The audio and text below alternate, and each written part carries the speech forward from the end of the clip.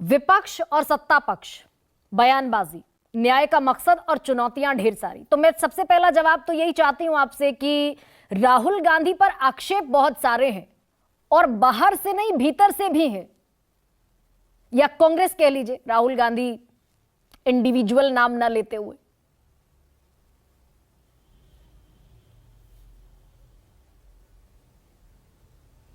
न्याय यात्रा राहुल गांधी का नेतृत्व, इस पर बहुत बार सवाल होते रहे, लेकिन राहुल गांधी को कांग्रेस ने अपना नेता माना है। इसमें आप और हम क्या कर सकते हैं? पहली बात ये उनको जानकारी है। और जैसे अभी हमारे विद्वत मित्र ने, जेडीयू ने कहा कि भी राहुल गांधी जी बहुत लोकप्रिय नेता, इसमें भी मुझे कोई परेशानी नहीं है। तो फिर ऐसा भी करना चाहिए कि बिहार में जेडीयू को लोकप्रिय नेता को अपने चुनाव प्रचार के लिए बुलाना चाहिए।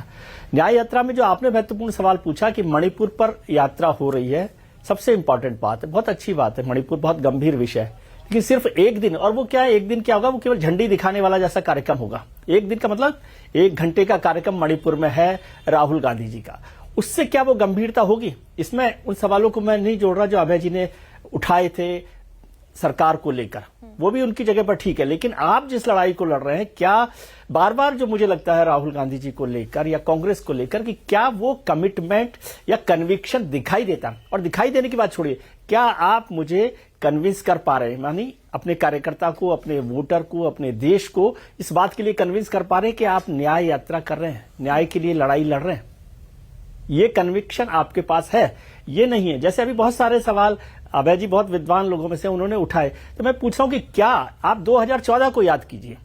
2014 में जो भारतीय जनता पार्टी है, नरेंद्र मोदी जी हैं, उन्होंने यूपीए सरकार पर एक ही मुद्दे पर कन्विक्शन के साथ लड़ाई लड़ी कि ये भ्रष्ट सरकार है, ये महंगी सरकार है, ये अत्याचार वाली सरकार है, और उसको कन्विक्शन के साथ लड़के देश के लोगों को कन्विंस कर दिया। मैं इस पर नहीं जा रहा कि वो हुआ कि नहीं हुआ है, सच है कि नहीं है, लेकिन उन्होंने देश को कन्विंस किया और जो वोटर है उसने 282 सीटें दे दी सरकार। हाँ, तो लेकिन नहीं, वो घटनाएं सही है कि नहीं है, मैं इसको उस पर नहीं जा रहा हूं, सर्टिफिकेट नहीं दे रहा, लेकिन आपने कन्विक्शन के साथ वो लड़ाई लड़ी और आपने देश को कन्विंस किया।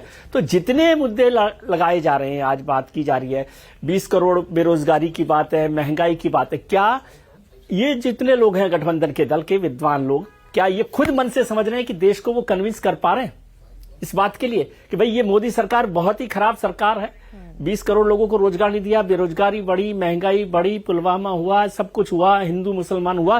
क्या इस पर आप कन्विंस कर पा रहे हैं? क्या आप ये नैरेटिव गढ़ पा रहे हैं? महत्वपूर्ण बात है ना कि नैरेटिव हो रहा है।